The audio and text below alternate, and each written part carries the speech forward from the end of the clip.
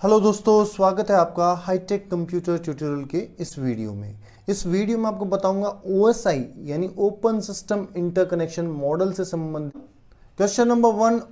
OSI model में कुल कितनी लेयर होती है? ठीक है, तो कुल कितनी लेयर होती है ये मैंने लास्ट वीडियो में बताया था आपको। 7 लेयर्स होती है। ठीक है, कितनी परतें होती है? 7। ठीक है, आप इनको याद रखने का तरीका APSTNDP।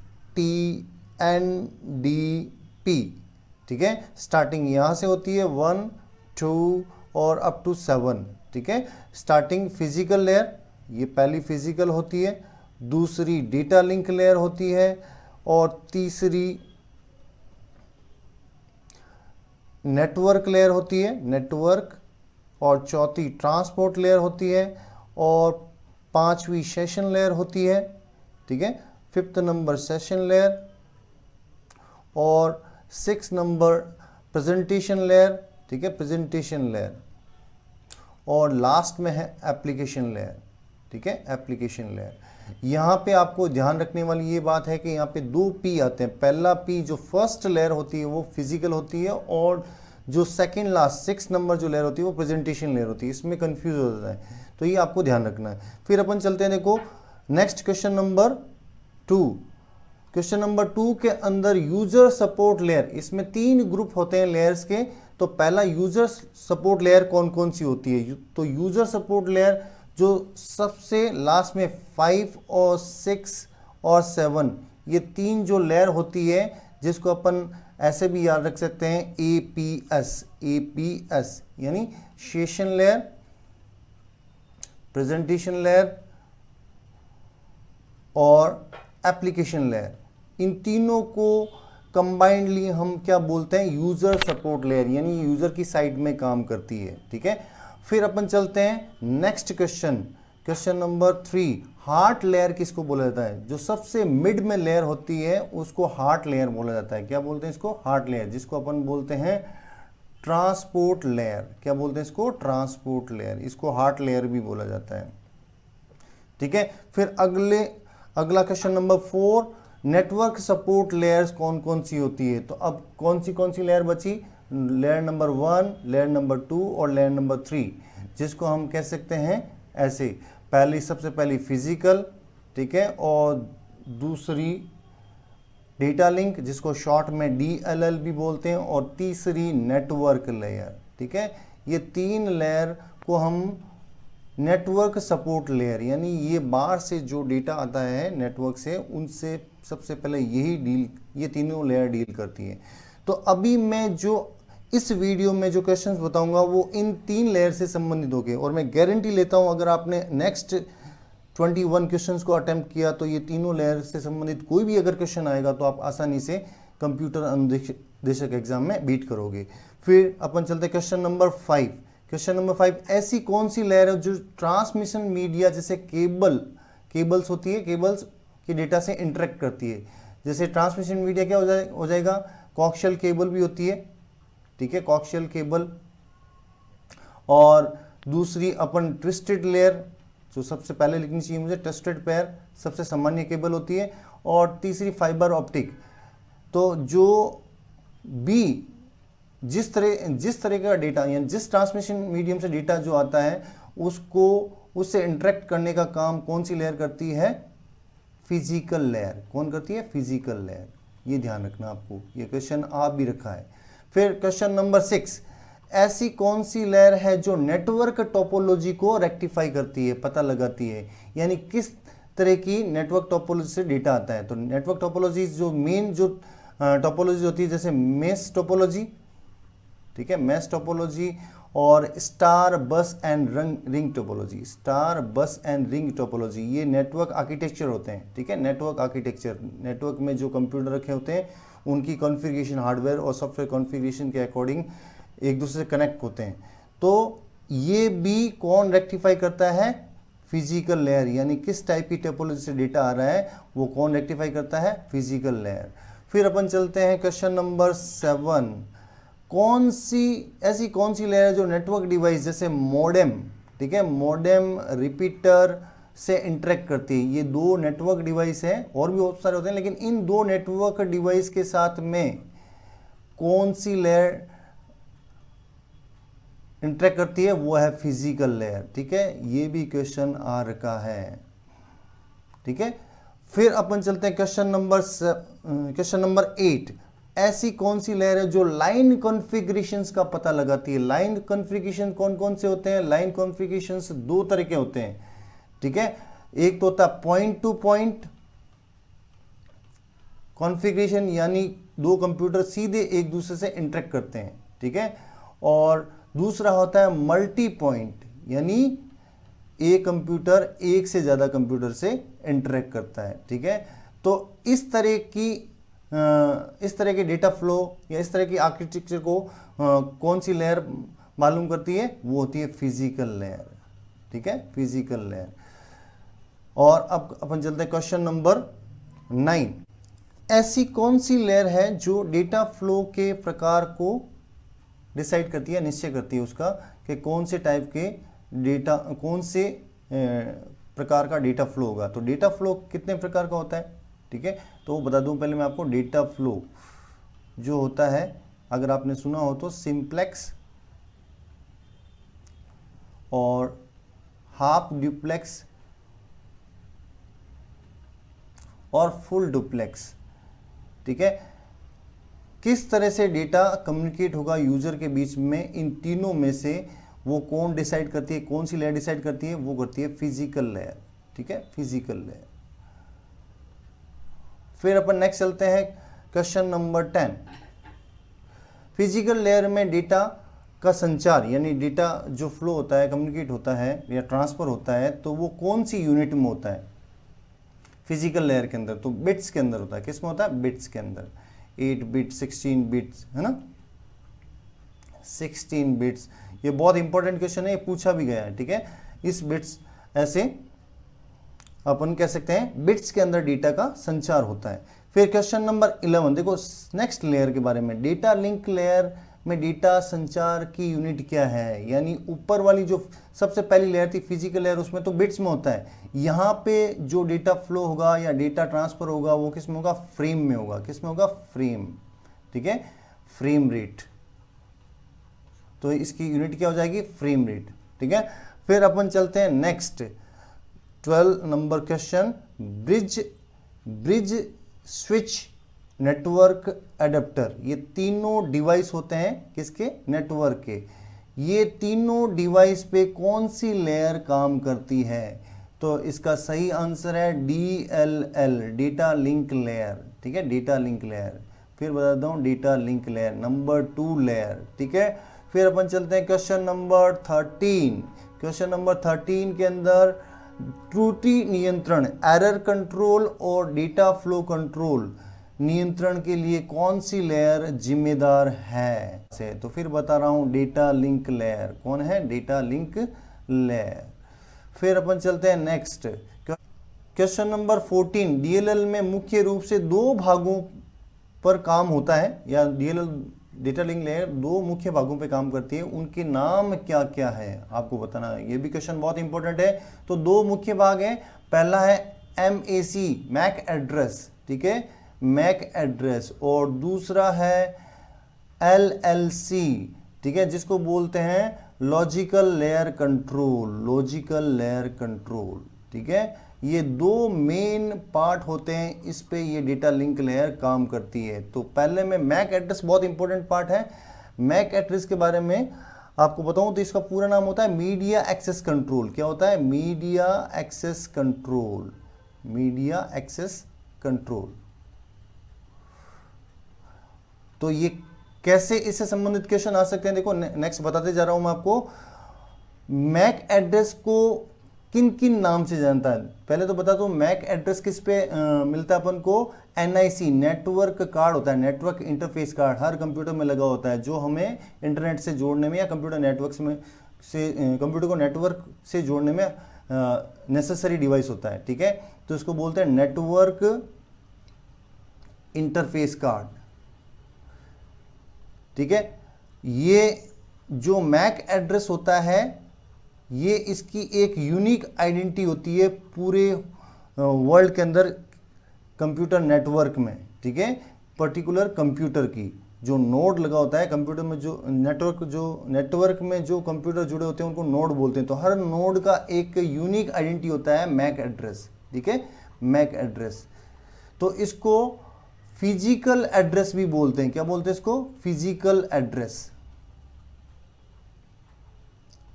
और दूसरा इसका नाम है हार्डवेयर एड्रेस, ठीक है। इन दो नामों से भी इसको जाना जाता है, ठीक है। ये एनआईसी पे अंकित होता है, प्रिंटेड होता है, ठीक है। इसका अगला क्वेश्चन यही है, मैक एड्रेस कहाँ पे अंकित होता है? नेटवर्क इंटरफेस कार्ड पे अंकित होता है, ठीक है। और फिर बता रहा हूं, देखो अगला क्वेश्चन नंबर 17, मैक एड्रेस कितने अंकों का होता है? तो ये कितने अंकों का होता है? 12 अल्फा न्यूमेरिक डिजिट का होता है, 12 अल्फा न्यूमेरिक डिजिट, ठीक है, 12 अल्फा न्यूमेरिक डिजिट। मैं 12 अल्फा न्यूमेरिक डिजिट क्यों बोल रहा हूं? क्योंकि ये हेक्साडेसिमल नंबर फॉर्मेट में होता है, हेक्साडेसिमल नंबर फॉर्मेट के अंदर। अगर आप नंबर सिस्टम आपने पढ़ रखे हैं तो हेक्साडेसिमल नंबर फॉर्मेट में 0 to 9 और उसके बाद में A to F अल्फ़ाबेट होते हैं।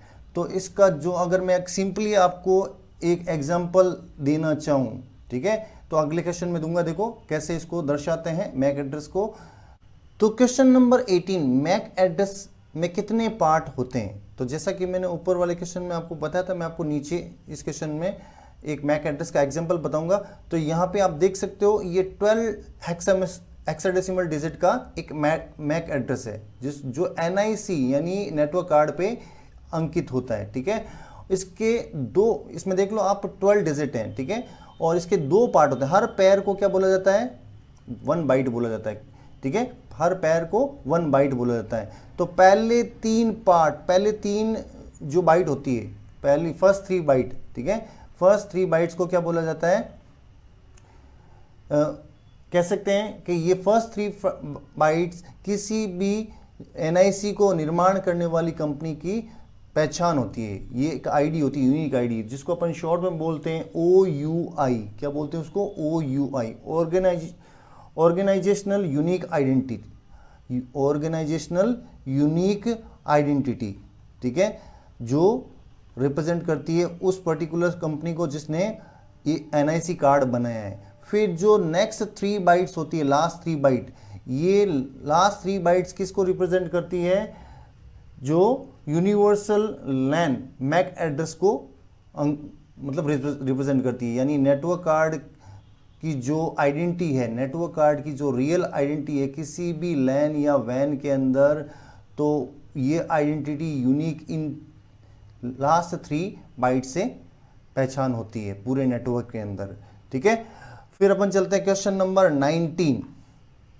क्वेश्चन नंबर 19, एथरनेट या एथरनेट IEEE 802.1 स्टैंडर्ड या मानक पर कार्य कौन करता है? मतलब ये कह सकते हैं अपन एक कनेक्टिविटी का स्टैंडर्ड होता है, लैन कनेक्टिविटी, या फिर कह सकते हैं अपन नेटवर्क बनाने में जो केबल, एथरनेट केबल काम मिल जाती है, वो एक स्टैंडर्ड होती है। इस 802 पे बहुत सारे मानक होते हैं, तो 802.1 पे कौन काम करती है? कौन सी लेयर काम करती है? वो काम करती है, कह सकते हैं DLL, और DLL का जो पार्ट होता है मैक एड्रेस, वो इस पे ही काम करता है, ठीक है।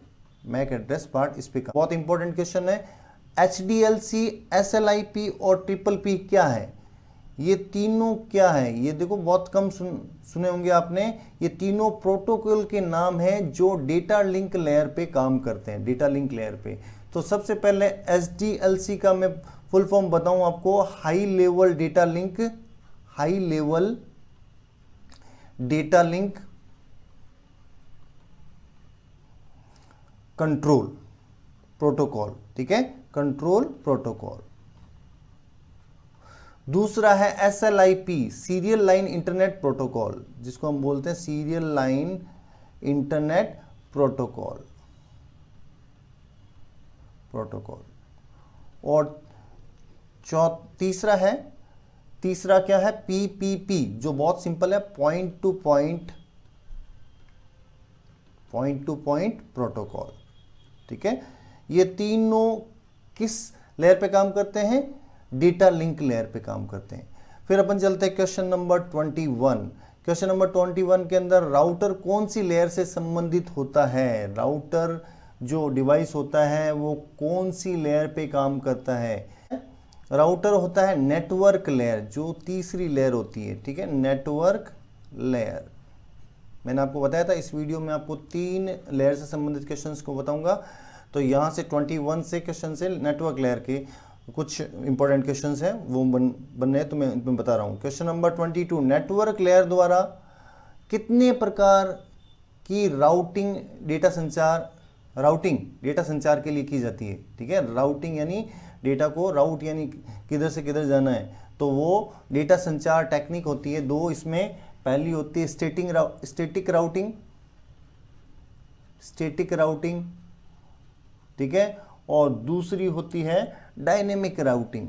ये 2 तरह की राउटिंग होती है जो इस राउटर के द्वारा नेटवर्क लेयर में की जाती है डेटा के लिए, डेटा संचार के लिए, डेटा फ्लो के लिए।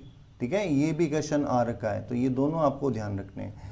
फिर अपन चलते हैं नेक्स्ट, लॉजिकल एड्रेसिंग कौन सी लेयर के द्वारा नियंत्रित की जाती है। लॉजिकल एड्रेसिंग, ऐसा देखो एलएलसी में मैंने आपको बताया था, जो लॉजिकल लिंक कंट्रोल था उसी का एक पार्ट इस नेटवर्क लेयर पे भी काम करता है, जो लॉजिकल एड्रेसिंग। जैसे 2 तरह की होती है लॉजिकल एड्रेसिंग। ठीक है, तो लॉजिकल एड्रेसिंग आपने, अगर मैं आपको थोड़ा सा और क्लियर करूं तो IPv4 और IPv6, ठीक है, IPv6 जो आईपी एड्रेस होते हैं वो इनके द्वारा कंट्रोल किए जाते हैं। लॉजिकल एड्रेसिंग के दौरान या लॉजिकल एड्रेसिंग के अंदर आते हैं ये IPv4 टेक्निक और IPv6 टेक्निक, जो आईपी एड्रेस बनाने की होती है। तो ये किस लेयर के द्वारा कंट्रोल की जाती है, नेटवर्क लेयर के द्वारा। किसके द्वारा, नेटवर्क लेयर के द्वारा। ठीक है, फिर अपन चलते हैं नेक्स्ट, OSI मॉडल। देखो कुछ सामान्य क्वेश्चन 24 और 25। OSI मॉडल के अंदर सबसे प्रथम लेयर का नाम क्या है, इतना आपने मैंने आपको इतने क्वेश्चन बताए। तो सबसे पहली लेयर कौन सी थी, फिजिकल लेयर। ध्यान रखना है, एप्लीकेशन लेयर नहीं होती है, सबसे पहली लेयर फिजिकल लेयर होती है। ठीक है, और OSI मॉडल की अंतिम लेयर का नाम क्या होता है। अगला क्वेश्चन, लास्ट क्वेश्चन 25, अंतिम लेयर का नाम क्या होता है, एप्लीकेशन लेयर। ठीक है, एप्लीकेशन लेयर। और सबसे बीच में सेंटर में कौन सी लेयर होती है, सेंटर में कौन सी लेयर होती है, वो होती है ट्रांसपोर्ट लेयर। ठीक है, ट्रांसपोर्ट लेयर। इस वीडियो में आपको बताऊंगा OSI मॉडल यानी ओपन सिस्टम इंटरकनेक्शन मॉडल का पार्ट 2। इसमें हम 3 जो सबसे हाईएस्ट लेयर हैं उनके बारे में डिस्कस करेंगे। OSI मॉडल का जो पार्ट 1 है उस वीडियो का लिंक मैंने इस वीडियो के डिस्क्रिप्शन में डाल दिया है, तो पहले आप अगर उसको देखेंगे तो आपको और अच्छी तरीके से समझ में आएगा। तो क्वेश्चन नंबर 1 से शुरुआत करते हैं। क्वेश्चन नंबर 1, OSI मॉडल की अंतिम 3 परतों को संयुक्त रूप से किस नाम से जाना जाता है। देखो मैं इस वीडियो में आपको फिर एक बार दोहरा देता हूँ, इसकी 7 परतें होती है, 7 लेयर होती है, जिसको आप याद कर सकते हैं, A P S T N D P। ठीक है, तो सबसे पहले सबसे जो नीचे लेयर होती है वो पहली लेयर होती है, ऐसे करते करते जो लास्ट में लेयर होती है वो 7 होती है। ठीक है, तो फर्स्ट लेयर फिजिकल लेयर, ठीक है, फिजिकल, और सेकंड डेटा लिंक, और थर्ड नेटवर्क, और फोर्थ ट्रांसपोर्ट लेयर, ये ट्रांसपोर्ट लेयर। ठीक है, और फिफ्थ है सेशन लेयर, और 6 नंबर है प्रेजेंटेशन लेयर, और सबसे लास्ट में है एप्लीकेशन लेयर, जिसको हाईएस्ट लेयर भी बोला जाता है। क्या बोला जाता है, हाईएस्ट लेयर। तो इस वीडियो के अंदर हम इस तीन लेयर की बात करेंगे, जो 5 और 6 और 7 है। तो इन अंतिम 3 लेयर को संयुक्त रूप से बोला जाता है यूजर सपोर्ट लेयर। ठीक है, यूजर सपोर्ट लेयर्स। तो ये पहले क्वेश्चन का आंसर हो गया। क्वेश्चन नंबर 2, क्वेश्चन नंबर 2, दो नेटवर्क डिवाइसेस के बीच में कौन सी परत सत्र का निर्माण करती है। देखो सत्र शब्द हिंदी शब्द है, तो ये क्वेश्चन जैसे आप भी रखा है ये कंफ्यूज भी कर सकता है। तो सत्र का मतलब क्या होता है, सेशन, ठीक है। अगर आप इंग्लिश में इसका मतलब अच्छी तरह जानते हैं तो सेशन, तो कौन सी लेयर करती है, सेशन लेयर निर्माण करती है। कोई भी दो डिवाइस के बीच में किसी भी सत्र का निर्माण, यानी आपस में बात करने का जो टाइमिंग है, किस टाइम से कितने टाइम तक बात करेंगे, वो वाला जो एक टाइमिंग डिसाइड करने का काम होता है वो सेशन लेयर का होता है, ठीक है। जैसे हम नेटवर्क के अंदर दो कंप्यूटर हैं, तो दो कंप्यूटर से नोड 1 और नोड 2 के बीच में कितनी टाइम तक बातचीत होगी, वो इन दो के द्वारा या इस सेशन लेयर के द्वारा निर्माण की जाती है। फिर चलते हैं अपन question number 3, dialogue controller layer किसको बोला जाता है। डायलॉग कंट्रोलर, देखो ये बहुत इंपॉर्टेंट क्वेश्चन है। डायलॉग कंट्रोलर लेयर यानी दो डिवाइस के बीच में सेशन का निर्माण हो गया, उसके बाद में उनके बीच में जो डायलॉग डिलीवरी है उनका टाइमिंग का ध्यान कौन सी लेयर रखती है, ठीक है। और जो इसका ध्यान रखती है उसको डायलॉग कंट्रोल लेयर भी बोला जाता है, ठीक है। टाइमिंग, तो ये वाला ध्यान कौन सी लेयर रखती है, सेशन लेयर ही रखती है, ठीक है। यहाँ पे सबसे इंपॉर्टेंट जो वर्ड है डायलॉग कंट्रोलर लेयर, ठीक है, इसको ध्यान में रखना आपको। क्वेश्चन अभी तो आपको आसानी से समझ में आ रहा है कि मैं 2-3 लेयर के बारे में पढ़ रहा हूँ, तो सेशन लेयर के बारे में बता रहा हूँ, लेकिन अगर एग्जाम में आ गया तो कैसे पहचानेंगे आप। तो डायलॉग कंट्रोलर लेयर मतलब सेशन का निर्माण करते वक्त जो डायलॉग डिलीवरी का टाइमिंग डिसाइड करती है वो लेयर सेशन लेयर होती है, इसलिए इसको डायलॉग कंट्रोलर लेयर भी बोला जाता है। फिर देखो क्वेश्चन नंबर 4, ये भी इंपॉर्टेंट क्वेश्चन है, ये आ रखा है आईए के अंदर आ रखा है। सिंक्रोनाइजेशन और चेक पॉइंट्स का निर्माण कौन सी लेयर करती है। सिंक्रोनाइजेशन और चेक पॉइंट्स का निर्माण, जिसको अपन शॉर्ट में बोलते हैं सीपी, ठीक है। डेटा का सिंक्रोनाइजेशन पॉइंट और चेक पॉइंट्स, ये दोनों का निर्माण किसके द्वारा किया जाता है, कौन सी लेयर करती है, सेशन लेयर, ठीक है। दोनों वर्ड बहुत इंपॉर्टेंट है, ध्यान रखना आपको। सिंक्रोनाइजेशंस और चेक पॉइंट्स, सिंक्रोनाइजेशंस और चेक पॉइंट, इसको 2-3 बार दोहराएं ताकि आपको अच्छी तरह से याद हो जाए। क्वेश्चन नंबर 5, डायलॉग कंट्रोल के निर्माण के लिए किस तकनीक का इस्तेमाल किया जाता है। देखो जैसे मैंने अभी आपको बताया था डायलॉग कंट्रोल लेयर, ठीक है। तो डायलॉग कंट्रोल लेयर जब डायलॉग्स आपस में चलते हैं यूजर्स के बीच में, तो वो कौन सी तकनीक का इस्तेमाल करते हैं। मैंने आपको लास्ट वीडियो में बताया, लास्ट वीडियो में 2 तकनीक इस्तेमाल होती है, नहीं 3 तकनीक होती है वैसे तो।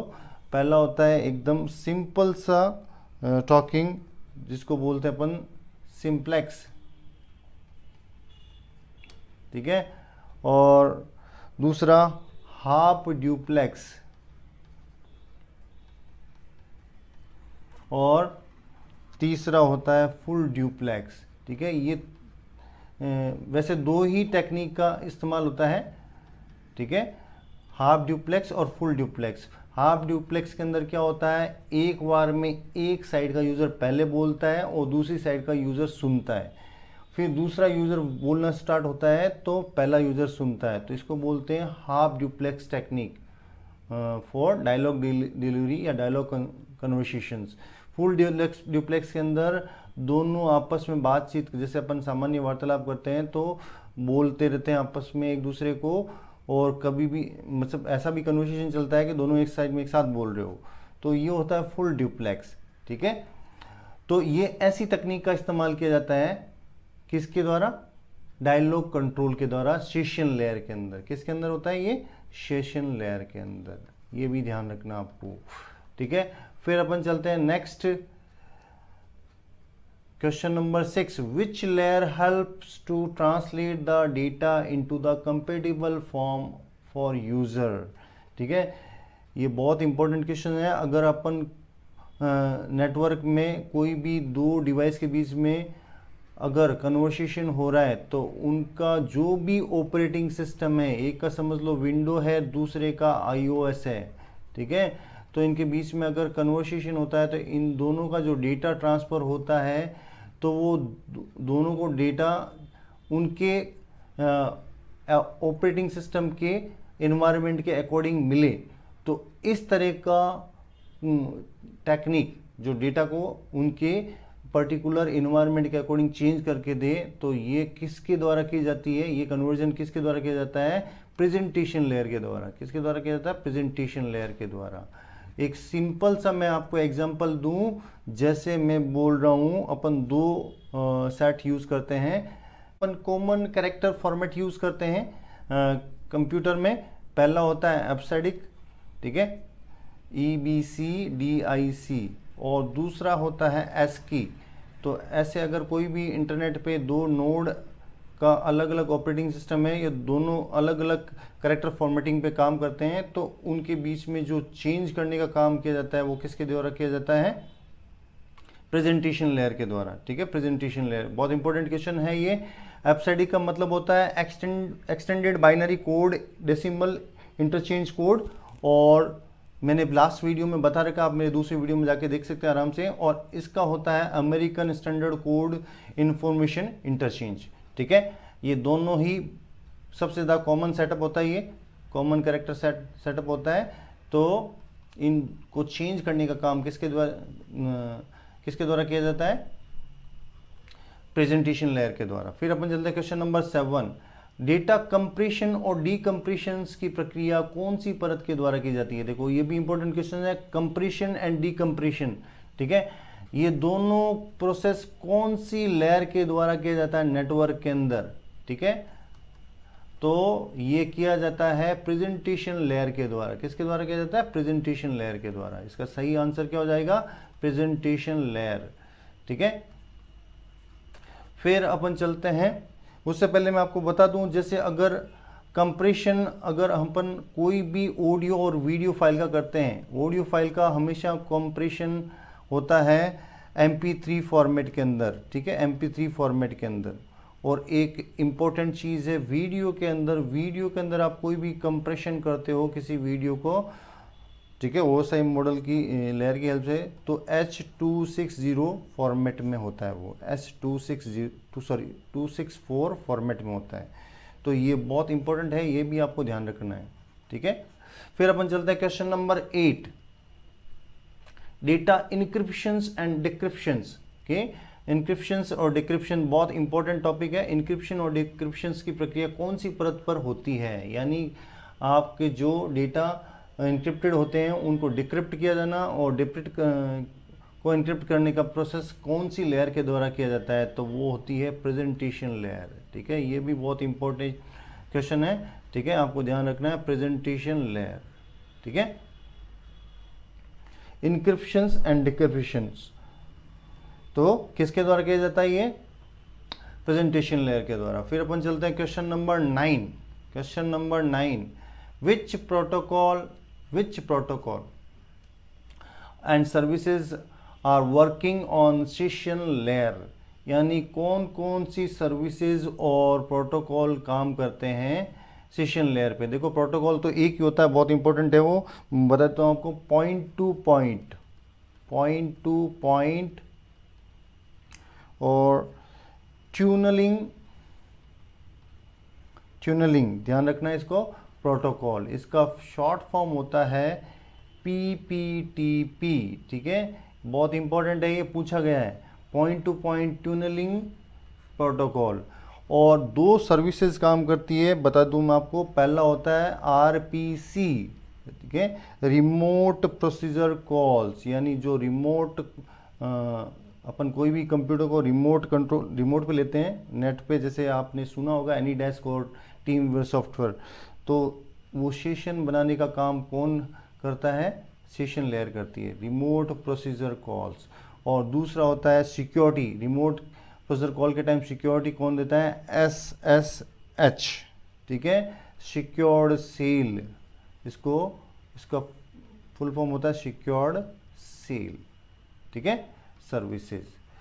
तो ये तीन चीज़ें मैंने आपको बताई, 2 सर्विसेज और एक प्रोटोकॉल जो सेशन लेयर पे काम करता है, ये भी इंपॉर्टेंट है। फिर अपन चलते हैं इस वीडियो के लास्ट क्वेश्चन, और उसके बाद मैं आपको बताऊंगा कुछ चीज़ें लास्ट लेयर के बारे में जो एप्लीकेशन लेयर है, ठीक है। तो how many protocols are working on application layer, application layer पे कितने प्रोटोकॉल्स काम करते हैं। तो सबसे पहले एप्लीकेशन लेयर को क्या क्या बोला जाता है, ये सबसे टॉप मोस्ट लेयर होती है, ठीक है। टॉप मोस्ट है तो 7 नंबर लेयर, तो इसको टॉप मोस्ट लेयर भी बोलते हैं। क्या बोलते हैं, टॉप मोस्ट। इसको हाईएस्ट लेयर भी बोला जाता है। क्या बोला जाता है, हाईएस्ट लेयर। ये ध्यान रखना आपको। ये लेयर नंबर क्या है, इसका लेयर नंबर क्या है, 7, सबसे ऊपर होती है, जो सबसे ऊपर होती है। और इसके ऊपर 3 काम होते हैं। पहला तो रिकॉग्नाइज होता है, GUI मतलब GUI ग्राफिकल यूजर इंटरफेस, और दूसरा होता है कंसोल एप्लीकेशंस, ठीक है, एप्लीकेशन। और तीसरा होता है API। API का मतलब क्या होता है, एप्लीकेशन प्रोग्रामिंग इंटरफेस या प्रोग्रामिंग लाइब्रेरीज। तो ये 3 चीज़ों को पहचानता है जब अपन कोई भी नेटवर्क के अंदर डेटा को ट्रांसफ़र करते हैं या कम्युनिकेट करते हैं किसी से भी, ठीक है। तो फिर इसके प्रोटोकॉल कौन कौन से हैं, देखो मैं बता रहा हूँ आपको, कुछ इंपॉर्टेंट प्रोटोकॉल्स हैं। तो सबसे पहला प्रोटोकॉल है DHCP, ठीक है, DHCP। इसका फुल नाम होता है dynamic host configuration, dynamic host configuration, ठीक है, शॉर्ट में लिख रहा हूँ, प्रोटोकॉल। फिर दूसरा होता है नेक्स्ट वन, वो है SNMP, ठीक है। इसका पूरा नाम क्या होता है, simple network management protocol, simple network management protocol, short में लिख रहा हूँ, ठीक है। फिर देखो नेक्स्ट है एक लास्ट प्रोटोकॉल बहुत इंपॉर्टेंट, जिसको बोलते हैं CMIP। क्या बोलते हैं इसको, CMIP, common management information protocol, common management information protocol. तो ये बहुत इंपॉर्टेंट है, इसको भी आपको ध्यान रखना है। एक सर्विस है, वो भी बताता हूँ आपको, बहुत इंपॉर्टेंट सर्विस है, जिसको बोलते हैं CMIS। क्या बोलते हैं इसको, CMIS, ठीक है, कॉमन मैनेजमेंट इंफॉर्मेशन सर्विसेज, जो किसके अंडर काम करती है, CMIP ओवर TCP/IP, ठीक है, यानी ये TCP/IP के अंडर काम करती है, जो ये सर्विस मैंने आपको बताई, ठीक है। यानी ये प्रोटोकॉल है जो मैंने आपको ऊपर बताया था, कॉमन मैनेजमेंट इंफॉर्मेशन प्रोटोकॉल, वो TCP/IP के ऊपर काम करता है। तो इस तरह मैंने आपको 10 क्वेश्चन बताए, उनके साथ में मैंने और भी आपको प्रश्न हल करने की कोशिश करके बताए। तो अगर आपको वीडियो अच्छा लगे तो प्लीज़ इसको लाइक करें और शेयर करें और चैनल को सब्सक्राइब करें। Thank you.